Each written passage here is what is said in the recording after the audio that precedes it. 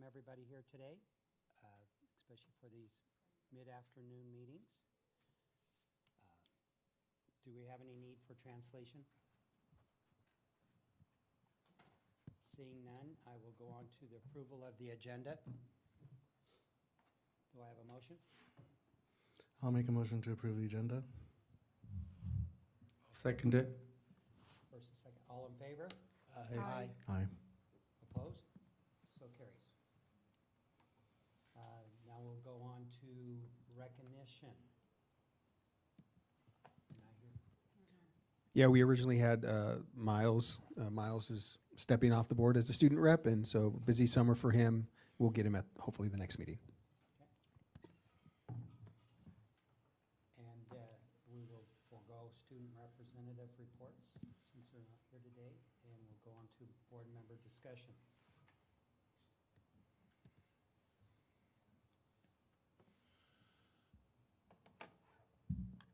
Do we have any?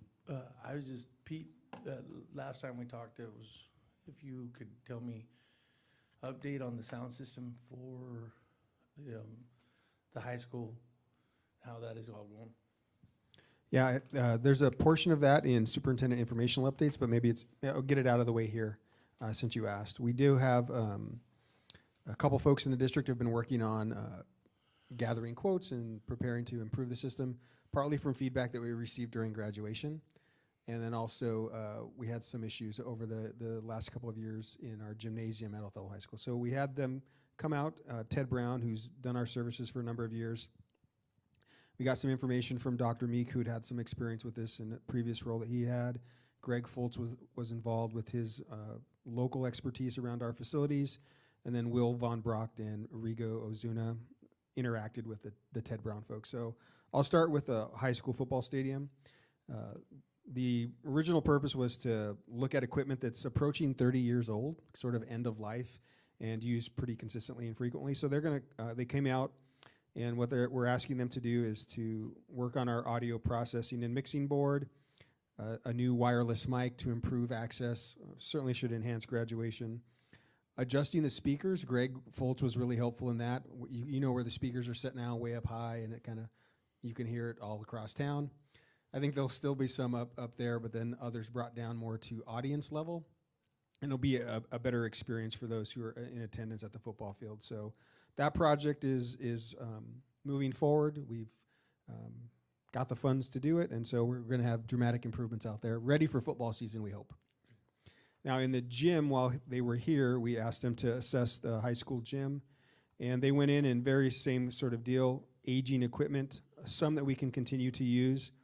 They also are able to tie in the auxiliary gym and the main gym. So imagine during a wrestling tournament or a volleyball tournament, you could make announcements in both gyms at the same time. You could also do that for assemblies and perhaps for some safety issues. They're going to the books that come out like Microsoft for Dummies and things like that. They're really going to simplify that panel and limit access. So it's just turn it on, control the volume, you don't get to touch anything else.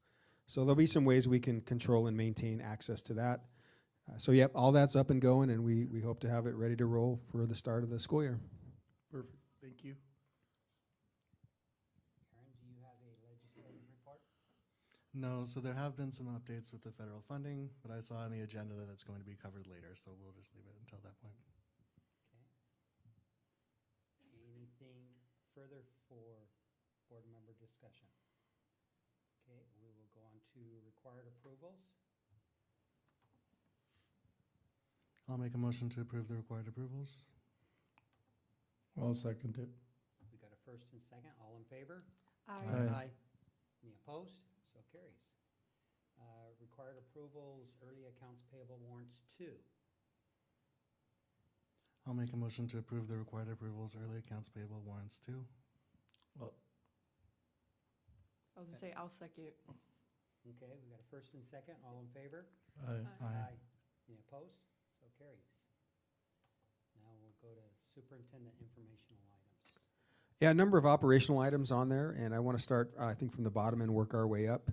Regarding the federal funding that was just referenced that Director Gerber shared, there were a series of funds that would have impacted the district between $1.1 and $1.5 million. If they hadn't been released, they were typically released in July. Impacted most school districts across the country, and certainly Superintendent Reichdahl here in Washington has been active in advocating for the release of those funds.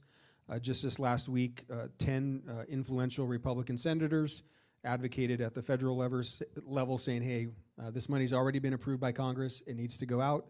And the Trump administration finally did release those funds at the end of the week. So sort of the turmoil and concern that it caused for school districts like ours, we get at least this year we know it's coming. What we now have a year to brace for is to pay attention to and to lobby for maintaining as much of those funds as possible. We know that cuts are coming, but it's just how deep. But this was certainly a relief for all of us. I don't know if there are any additional questions about that. But. Okay, facility planning update. I actually want to invite Greg Foltz forward just for a little bit. This one's going to get, it's going to tie in a little bit to levy and to bond work, and I want to tell you about a process that Greg's been going through with OSPI. But as we talk about in the last board meeting, you all decided to wait until February to run the next levy. That also gives us time to think about how that levy and our next bond, possible bond, ties into future funding in the Othello School District. So I wanted Greg to share with you a little bit about the process he started, which you have to do a couple of years in advance of even asking for a bond and understanding, giving good information to the community. So you want to talk a little bit about what you've been doing the last week or so, 2 weeks? Yeah, there we go. I'll give you a little bit of backstory to get to where I'm at just really quick. So back in the 90s, the state decided, hey, we're spending all this money on facilities. We got to come up with a process on how this money goes out and how do we track it, make sure our money's being used appropriately, those type of things. And so they started what was as APP program, as an asset prevention program. And then tied to that was a building condition assessment. They wanted people to keep track of their buildings so they could see it. So they tied all that to SCAP funding, School Construction Assistance Program. Have you heard that one before? I got lots of acronyms to go through, but. So part of SCAP, they created called D-Forms. That's part of your funding process, and it starts with a study and survey. So what we've been working on the last couple weeks is getting rolling on what's a study and survey. That's your D1 of your SCAP funding, and that's to start the process. And what a study and survey basically does is we hire an architect to come in, and they're going to verify the condition of our buildings, the size of our buildings. They're going to look at our enrollment projections. They're also going to help us to come up with a 6-year facilities plan as part of the process. And so we've just begun that process now by going into what, if you've heard before in the past, ICOS, our inventory condition assessment, and cleaning that up. We're going through that. We're verifying as a district what it says in there, and then the architect will also go back and double check us. So just for a little more history for you guys, the board, Othello School District Board, accepted to participate in the APP program in 2014, which mandates that once you accept that, you will participate in building condition assessments, and you'll input that into ICOS, but ICOS didn't start until 2015 or so. So it's an ongoing process, but this is the way the state is allocating funds and then making sure their funds are used appropriately and keeping building condition and knowing that we're taking care of the buildings that they're paying for also. Got any questions? I did. I was going to wait till you were done. Oh, I only have one other piece of information. Right now,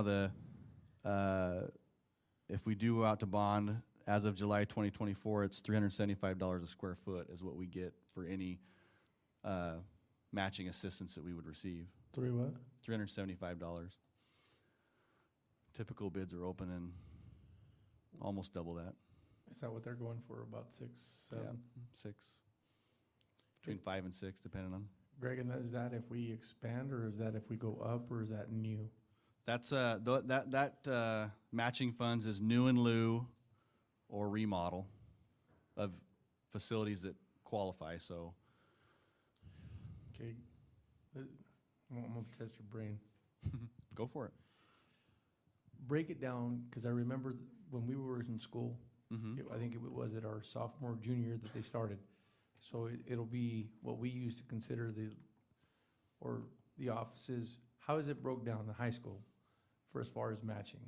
Matching funds. Yes. Currently, the 600 wing is available, the square Okay. footage. So it's based on, your allocation has more than just square footage, so let's start with that. So your allocation will be based on buildings over 30 years old, or because it was 20, but it went to 30. So 30 years since their last remodel or built, and then the allocation also takes into account your student population, where they're housed, and then there's some other stuff that Mark Brown does in the background that I don't know about that has to do with the allocation. But so 600 wing hasn't been touched since 1979, since the day it was built, with any matching funds from the state. So that would, technically speaking, we could go get money now for it. We could get money now for that. Only money that's gone into that building is local dollars, right? Any maintenance or upgrades we've done has been local. The majority of the high school, the main gym, senior hall, commons, 200 wing, 300 wing was in the 98 remodel. And so that 30 years, it goes by the board acceptance date, which I believe was in 99. So 2029, that square footage technically will come up for be able to remodel it or build new in lieu. The 700 wing was 2016, I believe. And then you've got 2009 for the Aux Gym and the vocational building. One of the parts of this study and survey is going back and actually looking at your buildings and what parts were built when. And that's been kind of a fun process. I've had to call tech support, Mr. Favreau, because there's portions of some schools that were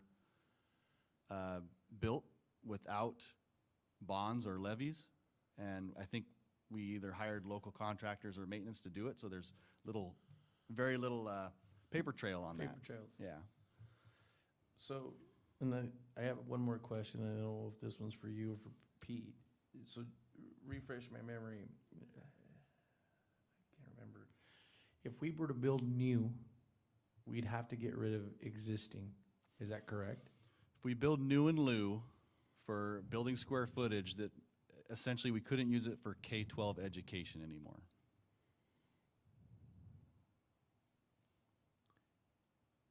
Like the way you put that. So break that down just a hair bit for me, because Which means you can't conduct classes in it. You can't use it for educational purposes. But you can use the square footage. offices, You can repurpose it for offices. You can repurpose it just like, yeah. You can use it for a community center. You can use it for, you start thinking outside the box, right? But keep in mind that the reason the state has the 30-year plan and the reason the state does this is those buildings, they may not count towards your square footage for educational purposes, but you still have to maintain them, and everything in them's 30 years old. You have an older building, so you got to be a little bit strategic in that sense, because if you take a building that, let's say the high school gym, you build new in lieu gym, and you're going to use that for a community center, you're still going to have to maintain that space, and that's 10,000 square foot of space you're going to have to pay for with local dollars. So. Just one additional comment, and I think language matters in this situation, and it's important that it's a new learning for me and some unlearning I'm going to have to do. The term state match, Mark Brown from OSPI, who Greg and I met with 2 weeks ago now, he cautioned us in using that phrase match, because they don't match you dollar for dollar. And it really is, we should be using school construction assistance program. So when we're describing it to the community, we'd say, we're gonna build a $50 million project, and locally we're gonna put in $30 million, and the state's gonna give us $20 million in school construction assistance. So we just don't want to confuse folks with match, and it's just I think the current language we should be moving towards. and it's good, because I've had quite a bit of people from the community literally say, well, you guys are gonna get 30 million, and so it just, so that people are aware. Yeah, the amount we get is a pretty big formula the state does, and having a correct study and survey and inventory of our buildings is a crucial part of it. So- Greg, another one, let's just say we go to a remodel or rebuild, is there a 30-year, what would be like your warranty on the building as far as, I know we've had issues with like ceilings and water and issues, like what normally is the standard, I guess, if we were to go remodel or build, what is that? 1 year. 1 year from date of acceptance or occupancy. Gotcha. They may sell you an extended warranty Yeah. if you want. You I can bet ask they for would. it. I was just wondering if it was different for remodels than it was for new. That was the only reason. No, typical standard's 1 year because that's tied with your retainage. Okay. So if you do a $30 million project, you'd hold 10%, you'd hold $30,000 retainage or $300,000 Who's the last company we used? Do you remember for what? for the remodel? Contractor or? Yeah. Well, we use different contractors for all of them. I mean, the last T.W. Clark, I think, might have been the one that did 600 wing, but the way that works at the school is we work with an engineer and an architect to design it, and then we'd go out to bid for your contractors, and you take the lowest bidder. That's, Have to take the lowest bid? you don't, well, there's exceptions, But but I'm just which just asking. it's hard not to. So there quality of is, work, yeah. quality of work, yeah. just asking. Okay, next item, I'm going to ask Greg to hang tight here. He might be able to support some, if you have questions around this next one. The OHS fencing update. So as part of this look at the facility and thinking, you know, even if we have to get only to 2029 or 2020 or 2032, right, that gap between when something might be built or the community considers that, we want to make sure the campus is safe and operating efficiently. So we did a site walkthrough about a month ago, Greg and I, Kat Atchison, and some other members of the district team. And really to fence in all of Othello High School, it only required fencing between the current art building and over to the old tech building and then to the bus garage. So right there along Juniper Street. And then do you remember where the batting cages and tennis courts used to be over by the Ox Gym? Mm-hmm. Just that stretch of fence, and the entire thing is fenced in. So part of thinking about layers of safety, and you're going to hear a little bit from Carlos Gonzalez here in a bit about safety, and Kat Atchison and her team moving towards an opportunity to close that campus and provide an open lunch as part of a privilege system for students, and also, again, primarily driven by student safety. We received a quote and a bid for having that fencing work done, and we think that might be done by the start of the school year as well. So the entire campus would be fenced in. What I think the board should be prepared for, there might be community members or parents or students, and I wish the students had been here today so we could begin that conversation about what a closed campus really means. It's a pretty common model in many communities around us. But I don't know if the board had any questions or wanted to ask Greg anything about that project. Just question, there where on Juniper where they're gonna put it and the kids go out, are they gonna have that like they do at the elementary schools, or is it the gap between the fence? No. Or how would they get in and out for, Be open before and after school, and they would get, much like the fire lane gates are now. Okay. They're left open all the time, and security would go close it when school starts and then open it at the end of the day. okay. So the high school is currently working on planning about how they would move students in and out of the school during those transition periods, primarily out the front door and then out near in that breezeway out by the gymnasium. So yeah, I think some safety enhancements coming and a project that we're excited about as well. It really forces everyone to the front of the building to access, so. No, it's actually a really good idea. I just wondered how, like I said, when the kids get out, they were all kinda, them buses would line up and you could see the kids that were next to the old home ec building or whatever and running back and forth. So I just was wondering if they were gonna have to walk out the front of the building and walk completely around. Kat and her team are working on that, how they want that to look. Oh, okay. So, how that is gonna end up at the end of the day. We obviously sat down and had multiple scenarios, but they're still working on that. part of that conversation also involved Mary and Shade in discussing, is that the most appropriate place for the students to be picked up by the buses? So there's some scenarios they were looking through, and I think down at that operational level, they were gonna say, hey, here's what's most efficient. I just didn't know if we were gonna, it would be kinda cool to go back and use the loop again, how we used to, where all the kids would go into that bus loop and everybody would drop off and then get back on the buses. So I was just wondering if that was gonna be an issue. Or- That's, yeah, I doubt that, but that'd be a Marion question. And with the portables there, you've lost all that visibility of the students. Where before you could line them up and you could see everything across, and then sheer number of students that we have anymore. I think the process she has now has been working pretty well for her. I think she's about as efficient as she can be right Yeah. now. Yep. Yeah. All right, well, thank you, Greg. Thanks for helping out with that today. The next one I want to talk a little bit about, I want to invite Carlos Gonzalez forward, and Marisa is going to call up a presentation for you. We want to share with you a product that the board approved and required approvals, and get you some detail about. And we've talked about this at a couple other board meetings. This was really an initiative that came out of, I believe, our NSBA conference.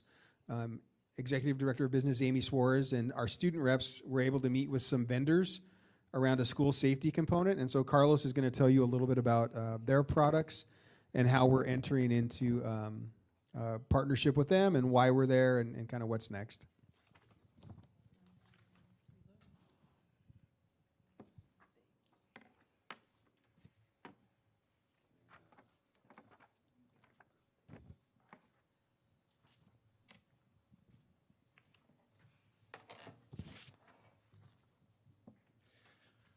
Well, thanks for the opportunity to be here today. I appreciate Pete's confidence in allowing me to be a part of this team to help lead this project.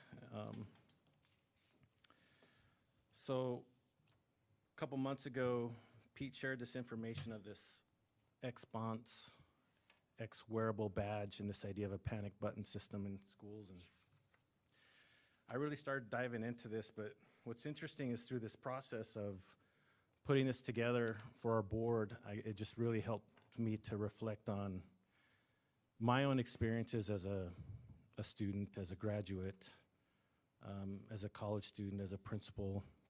And I was just reminded of the things that have happened in our nation and in some places around the world when it comes to school violence. And I was thinking about Moses Lake in 1996, Frontier Junior High, and having a dear friend of mine growing up who was related to one of the children who was killed in that tragedy. I was reminded of 1999 in Columbine, when I remember being at Washington State University as a student, and I called Bill Duncanson, who was the principal at the time, like, what are you doing to help keep Othello High School safe? I called him from Pullman because my sister was a student at the time.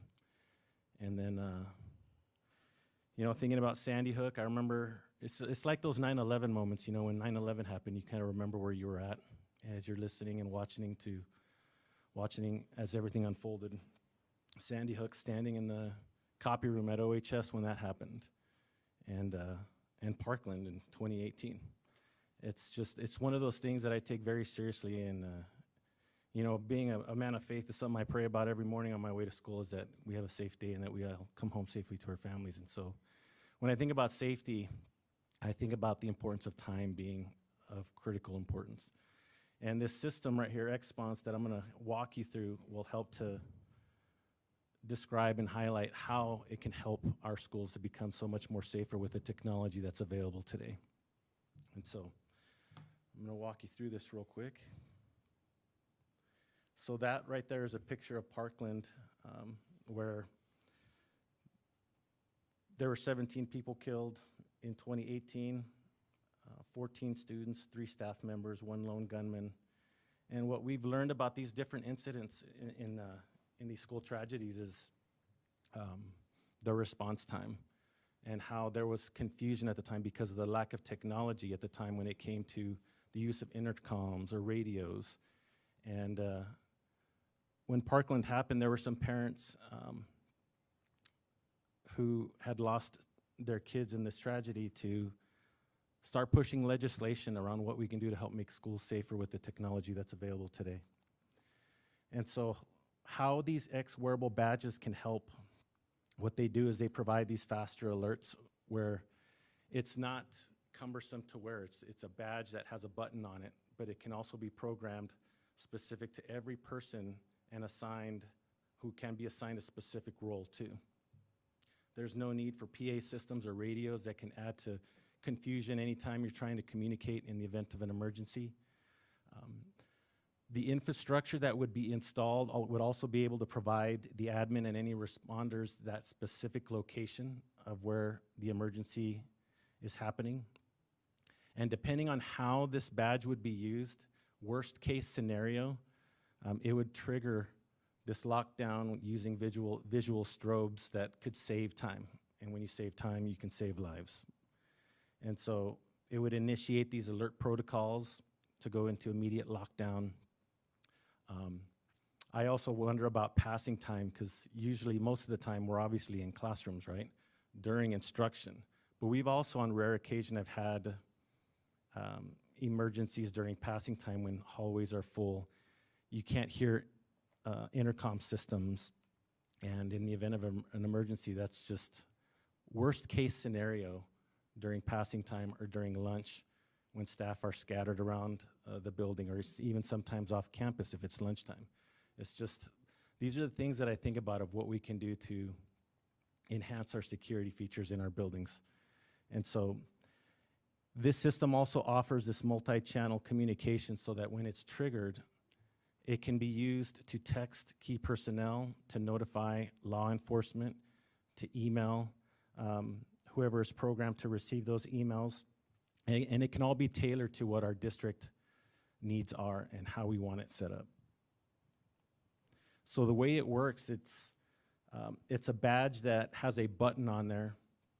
And depending on the emergency type, if there's a fight or some kind of disturbance, one press will notify the admin and security.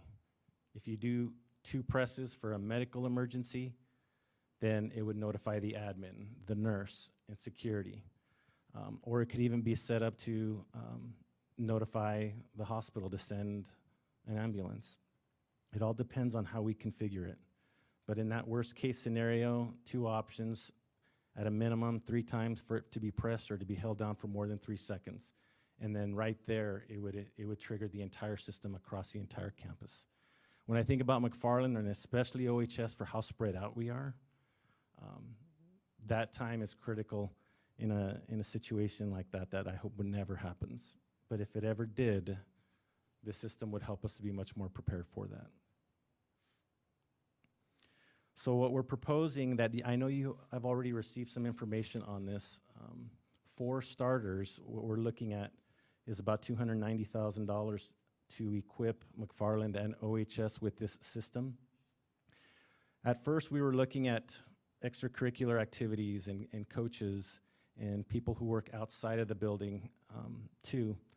But then we thought it'd be best to just expand it to all of the middle school and high school. So we're looking at about 337 and then some in case any need to be replaced. And then all of the different parts and features to install it, which involves these modules, the strobe light alerts, controllers, the programming for the alert system and the technology for that. And then it also includes the training and turnkey installation, meaning that as soon as it's installed, it's ready to go for everyone. So 337, that's all the adults in OHS and MMS? That's all staff members plus any extracurricular coaches. And a smaller number beyond that in case any need to be replaced. Carlos, what would be the cost, or is there an additional cost after the 5 years of software licensing? Is it like every 5 years there's like an upgrade, or? Well, when it comes to upgrades, it is scalable, which means once it's been installed in our infrastructure, we can add on other enhancements if we need to. And there are several other features that XPONS does offer, and we can get into that. I have some information available. If you'd like to see that, I can definitely share that. But it is scalable, so if we needed to add on to it, we could once the infrastructure has been installed. And but in terms of anything else that we can do, I mean, I guess it would just, we can address that with any other questions that come along the way. I do have a couple comments there for Director Pruneda. This is sort of an initial step into this world to see how the system works for us. We've certainly done a lot of work, and Carlos has been investigating it. He and Rigo, as you know, both have met with a couple of other vendors to look at these products, again, that we learned about at NSBA. And Carlos is going to tell you a little bit about the history in Washington and why we're moving this direction. I really see this as an opportunity to, and it might seem like an expensive pilot, but it's a way to test the system. And if we do decide to build a new high school, or we do decide to remodel this one, we think about how this becomes part of a broader infrastructure. The model that we saw last week on the webinar, I think it was on Wednesday or Thursday, imagine every school, every classroom in Othello that has a clock and a typical PA, but this one would also have a video screen. And in this particular school, they also, each classroom had a camera that was shuttered until it's activated. And then once it's activated, all those shutters open, and security and local law enforcement are able to access live video from that classroom. There are all sorts of components and layers you can add on. So your question about 5 years from now, it'll probably be a different conversation. What are the new tools? What are the new resources? Things move so fast in this space. And the XPONS people shared that with us as well, that where they started and where they're at today, it's just growing so fast. So it's just, I think, a first step in.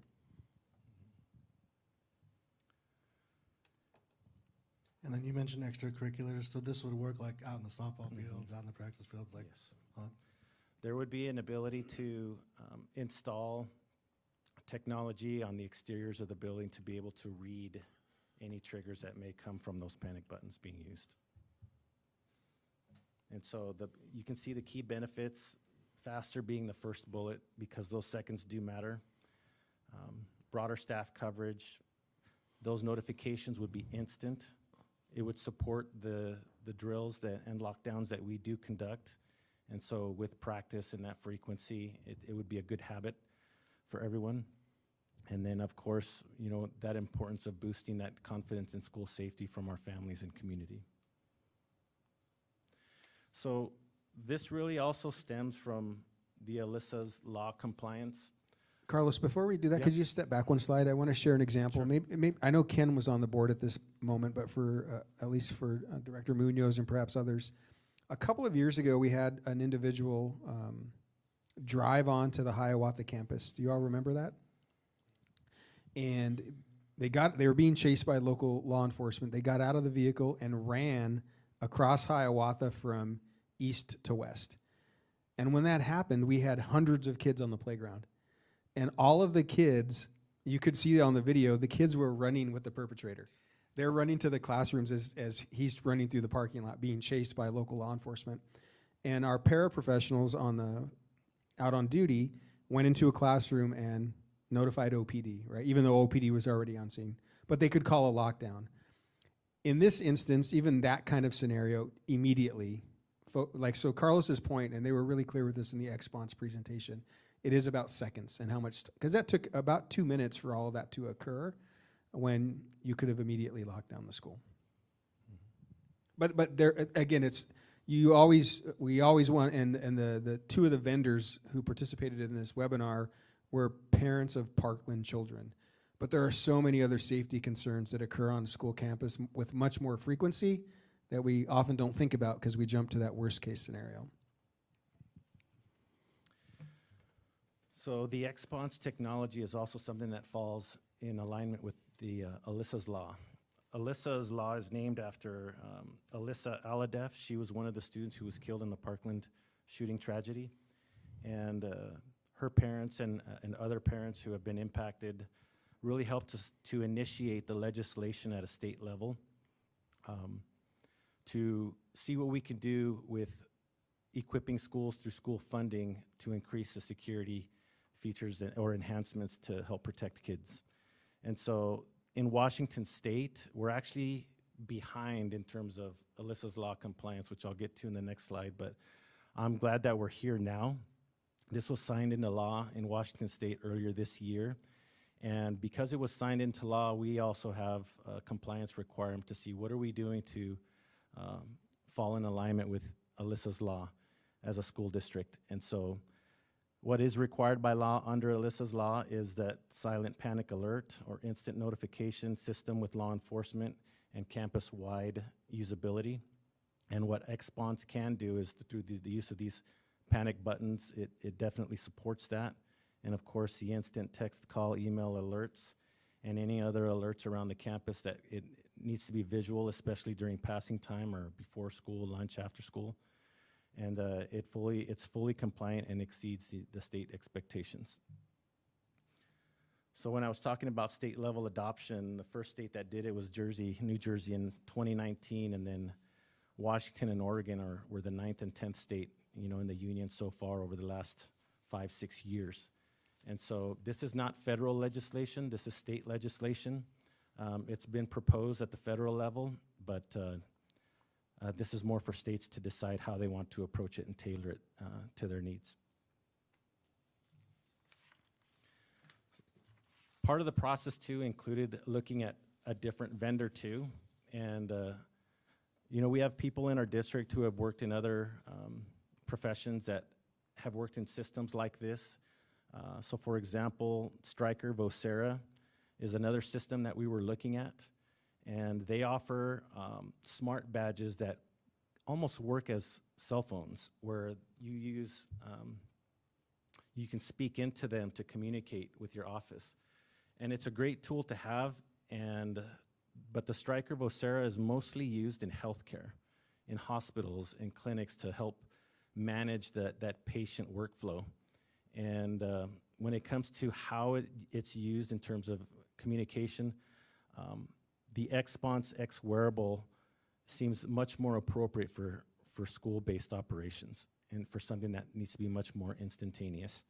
And so the prices were actually comparable within, I think it was within $20,000 of each other if we were to go with Stryker Vocera.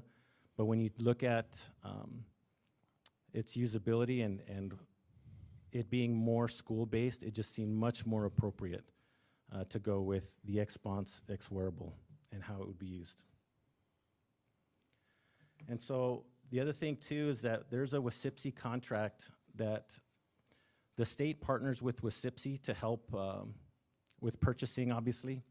And because it's through a WSIPSI contract in terms of how the state helps us to fund this, there's purchasing compliance. We get a discounted pricing of 20%.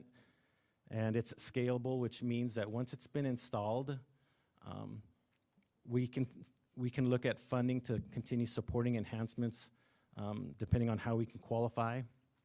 And so scalability services, that includes like any kind of wall mounts or intercom systems, any other enhancements that we can add to it. The initial infrastructure being installed will help support all of that.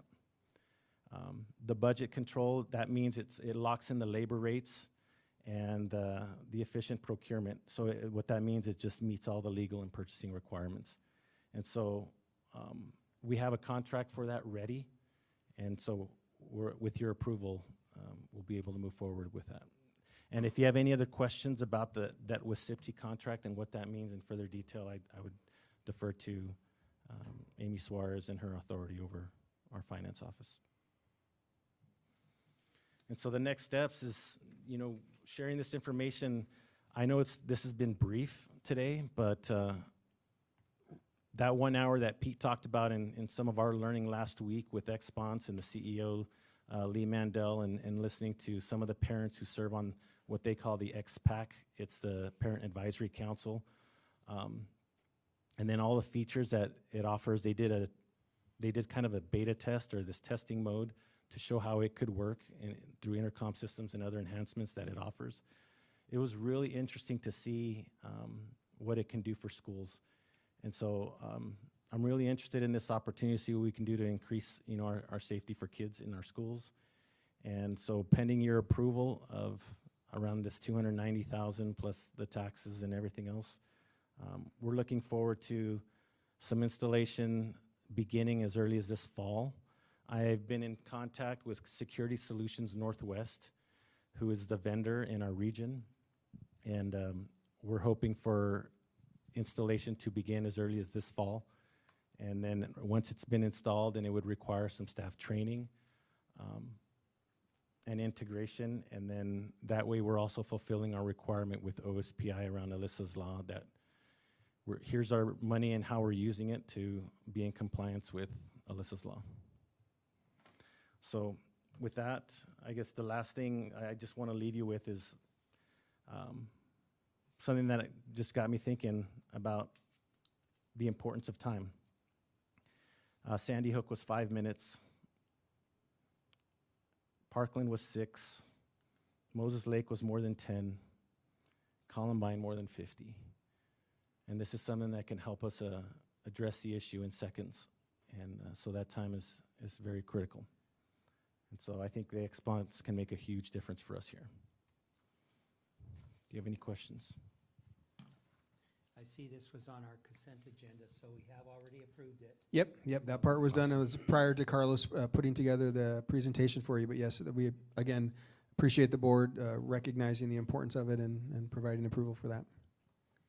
So the Alyssa's law was passed just earlier this year, so this makes us compliant with it. We're not compliant with it right now, like with what we had before. Yeah, well, there were 4 ways to become compliant with Alyssa's law. One of them was the way that I term it is ready communication with local law enforcement. And our radio system that we've had for a number of years, we can immediately, our administrators and security staff can immediately contact local law enforcement.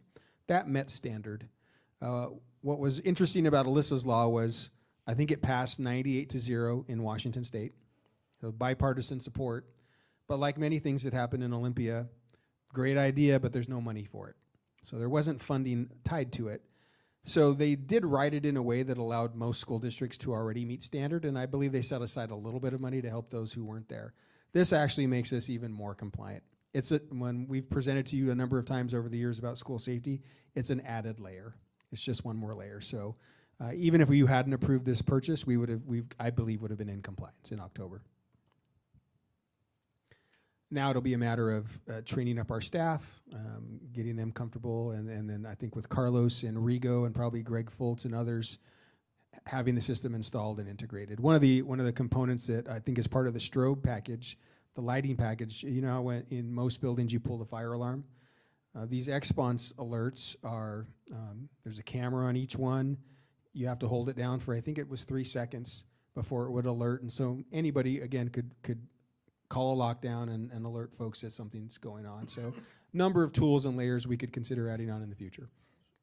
Carlos, so you said it would get started in October? And hopefully, installation would begin this fall.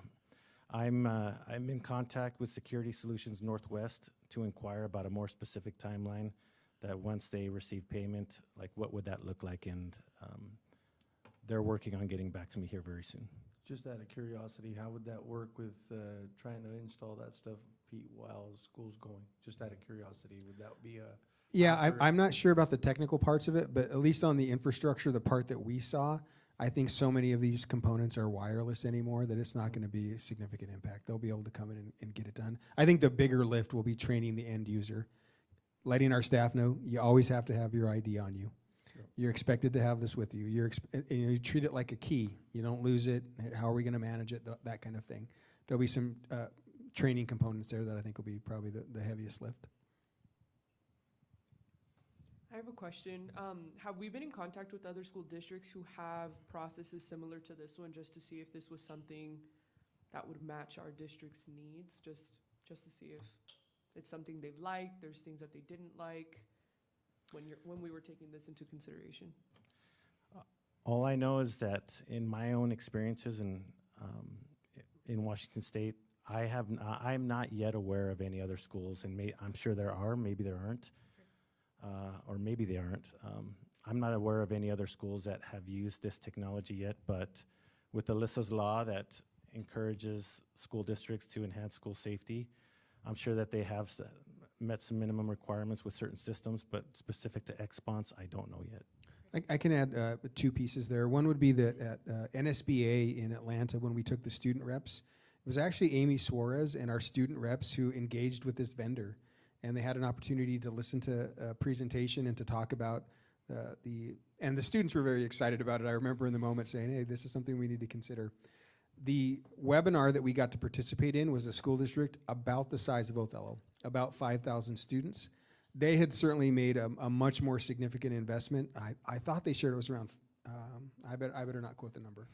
Was it $5 million? I think it was, I remember it being between 1 and 1.5 or something. Okay, like it was and I don't know if it was part of a capital levy or a broader remodel of their school. But the way that it interacted and our experience in schools says, okay, this is pretty user-friendly. It's gonna make sense for folks. And it heightens and it, again, provides another layer of security for our kids and staff. I'm a big believer in everybody thinks about it after something's happened. So it's just good to be ahead of the game. Because if something were to happen here in Othello, we'd all be wishing we did this a long time ago. And Moses Lake's not too far away from. Yeah, and I think even now when certainly resources and funds are stretched across the state, right, we really need to be pay particular attention to what we're investing in. And so the funding source in setting that up, again, it was Amy's careful planning, her ability to monitor our budgets throughout the school year and say, I'm going to include some capacity in these different buckets, and at the end, if we have some that's additional funds that are in reserve, and it makes sense to take on a project like this, we're going to do it. And so if you're thinking about like why now, why at this moment, all those things factor into it. Well, appreciate that, Carlos, and thank you to the board for, again, your approval and for your, I hope as folks approach you about this system as it moves forward, you'll be able to answer questions that might come your way.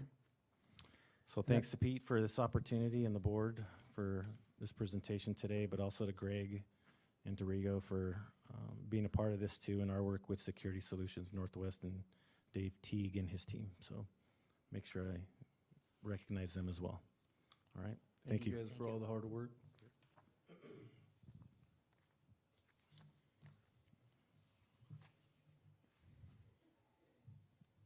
Is there any more for superintendent information? That was our last item. Thank you, Ken.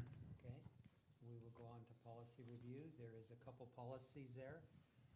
Please take time to review them. If you see any changes, recommendations, or anything, please get back, because they will be on the consent agenda at the next meeting. Have we got any public comment? No, sir. Seeing none, we'll go to upcoming events. August 11th, regular school board meeting, at our next meeting here at 7, so they go back, or we're gonna have that at 1. Can we, I was gonna say, can we have that at 1? Can that one be our last one?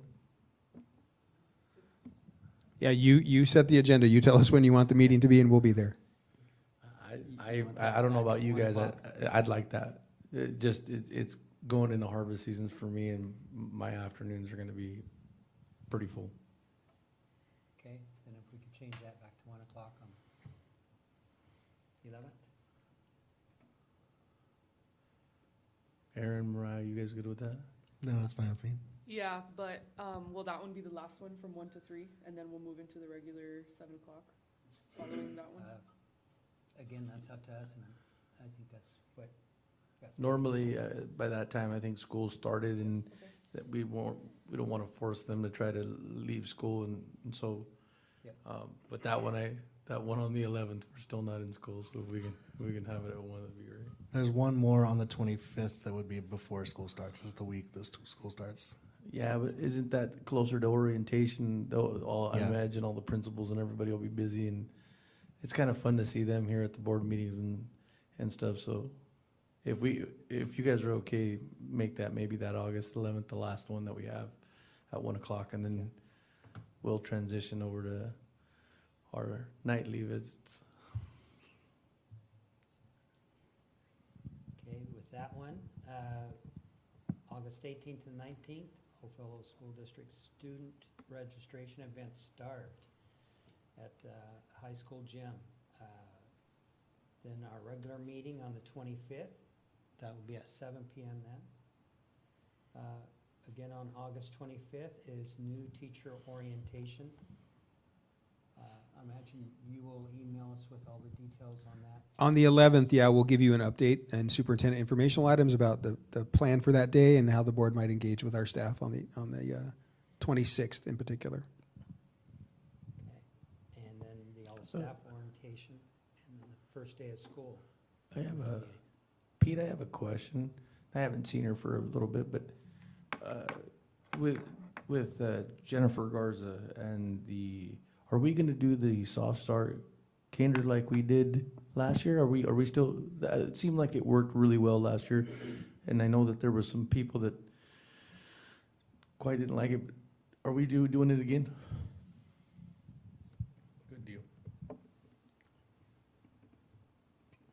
Okay, is there anything else to add to that calendar? Okay, then we'll go on to the board self-assessment of the meeting.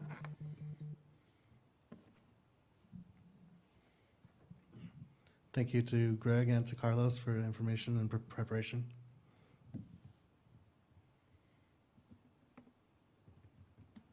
I also appreciate Carlos kind of giving us some background and some personal history. It really shows us the impact of what something like that could do and how it plays in our community and our personal lives. And always appreciative that the district is always got safety in the forefront, along with the fencing and this new warning system.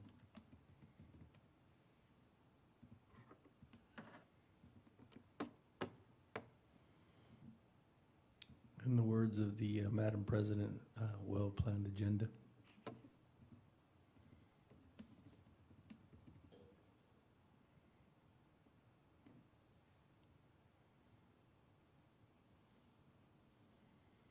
Anything else to add to that?